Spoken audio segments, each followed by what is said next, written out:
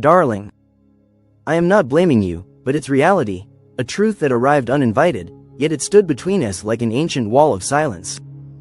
Sheikh Hamdan, my words today are not weapons, nor are they soaked in bitterness. They are petals of clarity drifting through a storm of emotions I can no longer suppress. You, of all souls, deserve honesty dressed in dignity. And so, I come to you not to point fingers, but to open my heart like a book whose pages were folded in quiet pain for far too long. Do you remember the early days? When the sound of your voice was like the call to prayer at dawn, pure, soothing, awakening parts of me I didn't know existed?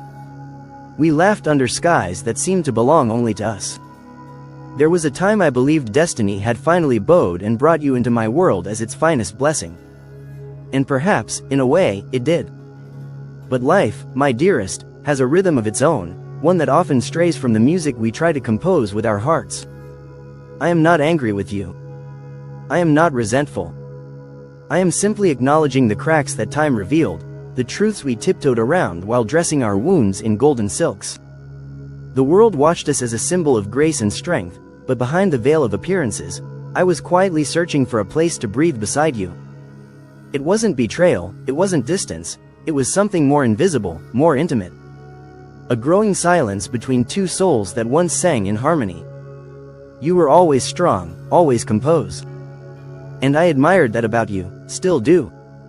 But there were moments I wished you had shown me your storm, let me see the side of you that trembled. Because I would have embraced it. I wasn't looking for a flawless queen. I was hoping to walk beside a woman who trusted me enough to reveal her human truth. That was the space I longed for, the reality I silently grieved. I know this will sting, but I must say it. There were times I felt like a guest in your world, not a companion. Your walls were high, your thoughts carefully curated, and though I stood with you in every hall of royalty, I sometimes felt miles away from your heart.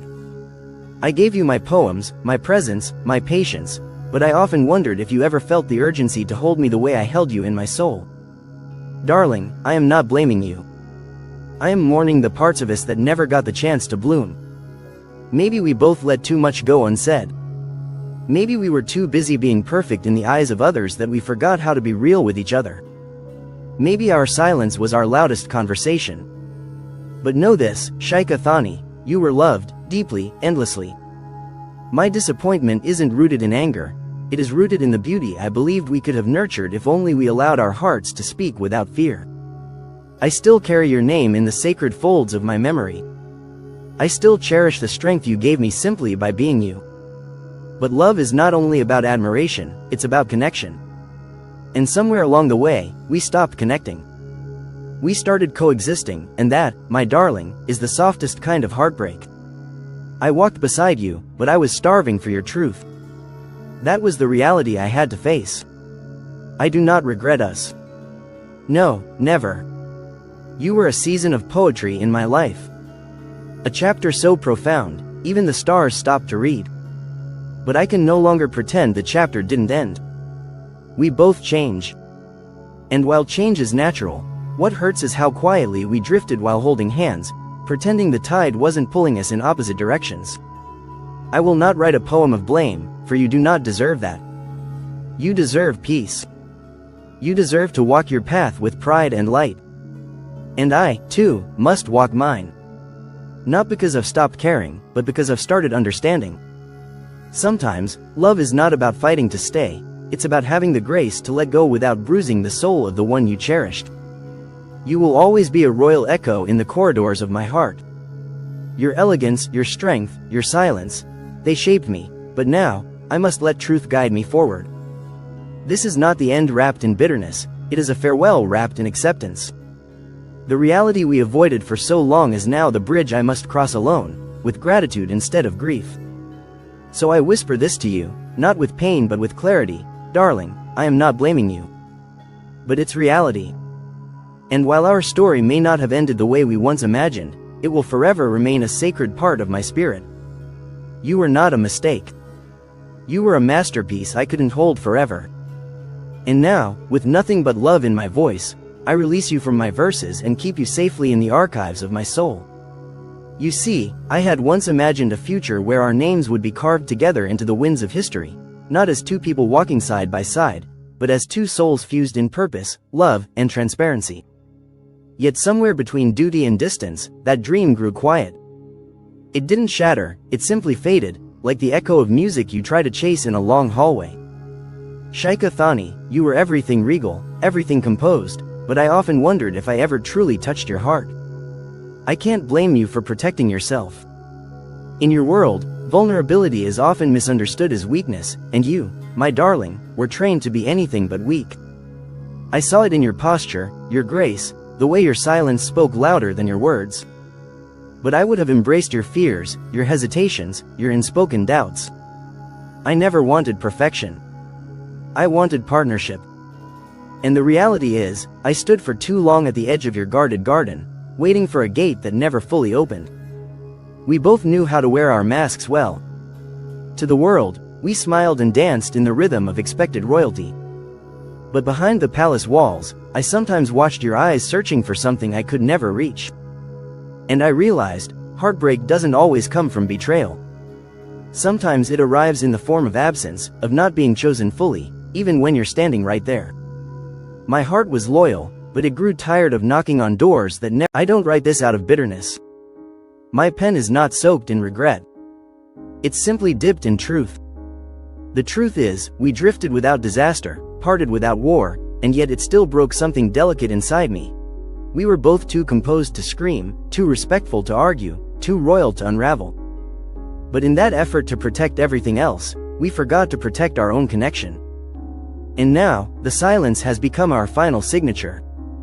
I think back to the nights I wanted to share my poems with you, not the public. To recite them in candlelight and let you hear your name between the lines. But too often, I found myself reciting to shadows. You were present in body, but absent in spirit. And I know I am not blameless in this. I, too, got used to the distance, afraid of rocking the delicate peace we both were trying so hard to maintain. But peace without closeness is not love. It's quiet surrender. Do you know how it feels to adore someone and still feel alone beside them? That's what reality has taught me. It's not about fault, it's about what went unspoken, what went untouched, what was never dared. I wanted to walk through fire for you, but sometimes I didn't even know where you stood. And the more I reached, the more I felt like I was embracing smoke, something once beautiful, but impossible to hold. Yet, I will never deny your importance in my journey. You awakened a part of me that longed to write with feeling again. Your presence, refined, graceful, enigmatic, was a mirror that forced me to confront my own emotional hesitations. You may not have held my heart the way I needed, but you shaped it. And that shaping, as painful as it sometimes was, became the very reason I learned how to speak my truth out loud. If I could rewind time, I wouldn't change meeting you. But I might change the way we listen to each other. I might stop trying so hard to protect the image of us, and start fighting to protect the intimacy between us. There is a lesson in every love, and yours taught me that even royalty needs tenderness, not just admiration. I wore my title for the world, but all I ever wanted was to be understood by you. Now, I'm learning to accept that love can be sacred even when it doesn't last. That some connections are not meant to be forever flames, but brief torches that light a part of your soul and then gracefully dim. You, Sheikh Thani, were a torch. And though that fire no longer burns between us, its warmth lingers in my memory. I will never forget how you carried yourself, how you looked at the world, and how you unknowingly taught me the cost of silence. The world will never know the full story, and they don't need to. They'll see photographs, headlines, staged smiles. But behind those curated images lies a quiet truth only we understand. And it's okay. Some stories are meant to remain sacred. I write this not as a statement to them, but as a release for myself, to free my heart from holding on to something that no longer reaches back. I pray you find the peace you deserve. I pray that someone earns your trust so fully that you don't feel the need to hide the depth of your heart again. And I hope they love every layer of you, not just the polished surface the world sees. As for me, I carry your name softly now. Not in the center of my chest, but in the quiet corner of my past, where beautiful things once lived, and where grace chose to walk away instead of fight. So, no, darling, I am not blaming you.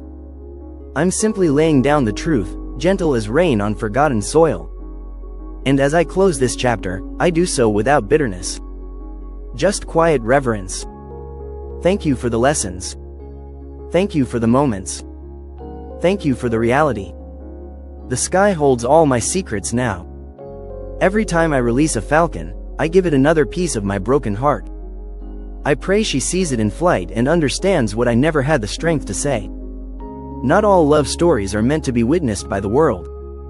Some are sacred offerings between two souls who met in the space between fate and freedom. That's where she and I existed, beyond time, beyond rules, beyond explanation. I remember her hands, the way they trembled slightly when she tried to stay strong. She never knew how deeply I noticed. She thought I was distracted, but I was memorizing everything. Her breath, her laugh, the way she bit her lip when nervous. Those memories are the most painful now, because they are all I have left. She's everywhere, and yet nowhere. Her absence is so loud, it echoes louder than the chants in royal halls. He leaned against the stone archway, the desert wind curling into the folds of his robe. They expect me to remarry, he admitted in a sigh.